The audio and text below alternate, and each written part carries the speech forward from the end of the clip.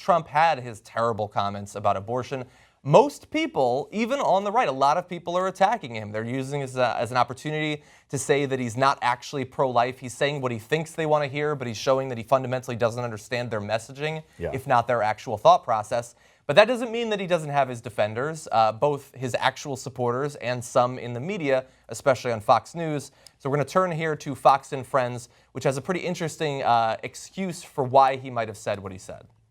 He talked to Chris Matthews about nuclear weapons in the Middle East, and he talked to him about abortion. When you know a more experienced candidate, because Donald Trump was making $1 billion while everybody else was running for office, any other candidate, most candidates to this point would have said, I'm not here to talk about abortion. I mean, that's something that's not even up out of the docket. We're going to talk about it some other time. But those are largely political questions. And given the fact that he's running for president, he's got to answer those questions. But nonetheless, I'm pro-life. He only became a politician about 6 or 7 months ago. Yeah, this which is why people like him. People like him because he's learning as he goes, and he's not the establishment.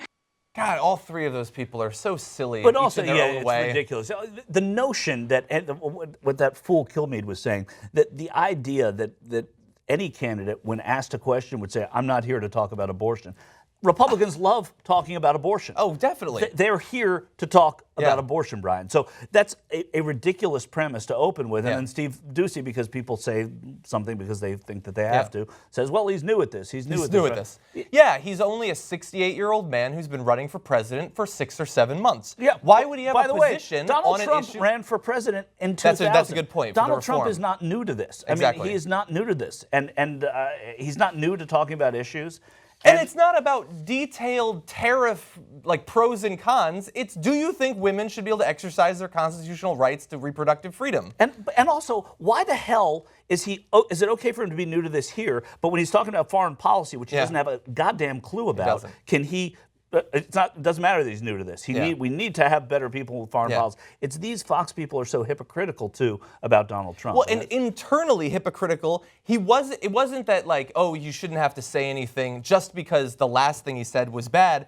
That's the part that we don't like. But they're fine with him saying it should be banned nationally. So he's new enough that he doesn't know how long you should go to jail, but he's been around long enough to know that we should change established constitutional law for the past 4 or 5 decades. Yeah. That's a weird... And then the woman, of course, the woman defending him, I'm not familiar with her name. I mean, he's saying he wants to take away your rights, the rights of your friends. Statistically, it's almost certainly the case that she knows at least one woman who has had an abortion over the course of her life. He wants to take it away, possibly throw her in jail for committing murder. Yeah. But he's new. It's exciting. That's why people like him. But that wasn't the only Fox show that was supporting him. Fox generally anti-Trump, but there are a number of hosts that are surprisingly sticking with him. We also have Andrea Tantaros. She doesn't even blame Chris Matthews necessarily. She blames someone else entirely, which you're going to see in this video. He walked into exactly what Hillary Clinton wanted him to walk into, which is a trap that she can take and she can push out in mailers and they can get their upcoming gender war, which is exactly what they want. I love that, like, it's a trap. He said it should be banned. The natural follow-up is, what's the consequence for violating that ban? Right. That's a trap, okay? That's not him not having an answer or not wanting to be honest. That's a trap from Hillary Clinton, who wasn't even there. Right, well, yeah, I mean, it's a stupid thing for her to have said. She is right on one point, which is that it sets up a gender war that the Democrats want and the Republicans don't.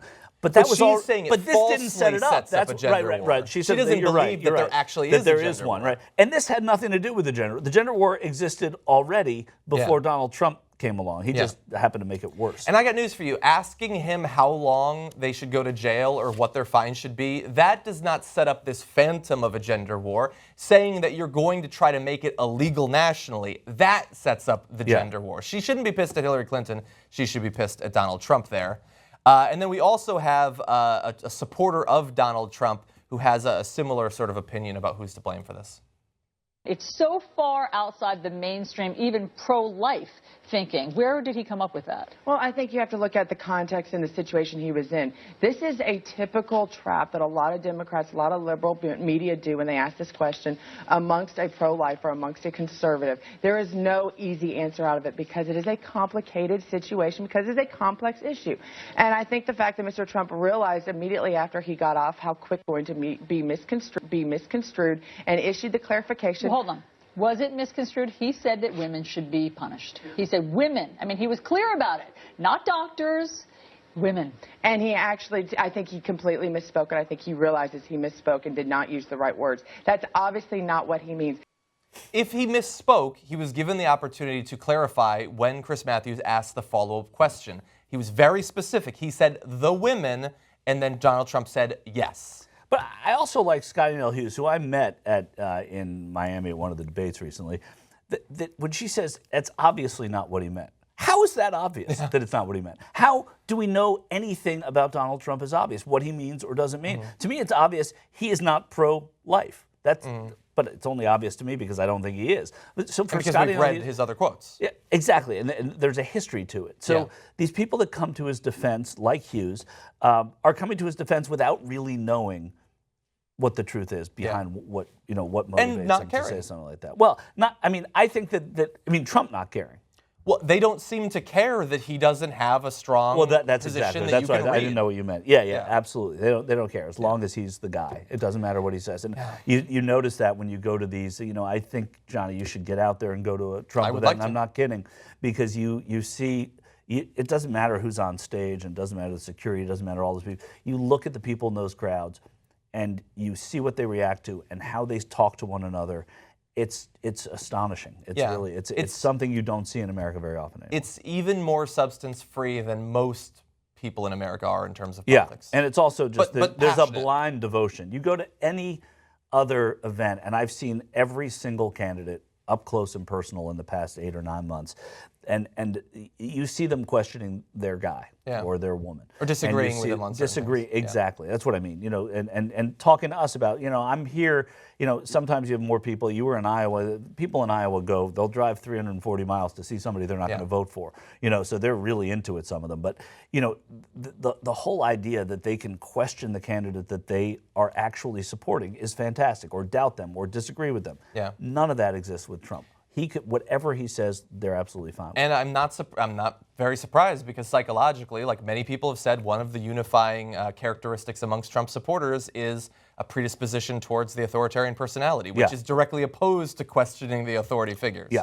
And the final thing from Scotty's quote there is, she says it's a classic liberal media. It's a complicated issue. She said trap too. She said trap as well. So that maybe an email went out. This is classic liberal media tactic. It's a complicated issue, and you want us to say what the punishment should be? I do want you to say what the punishment should be, because you're the one saying we should ban it. If you want to take 10 years and go with a bunch of think tanks and work on it and figure it out, because it's such a complicated issue, figure out what the punishment should be, then push for the changes in the laws, then you could avoid this liberal media trap. But when you're saying we should ban it, when we don't even know what the consequence would be, you look like the moron, not Chris Matthews.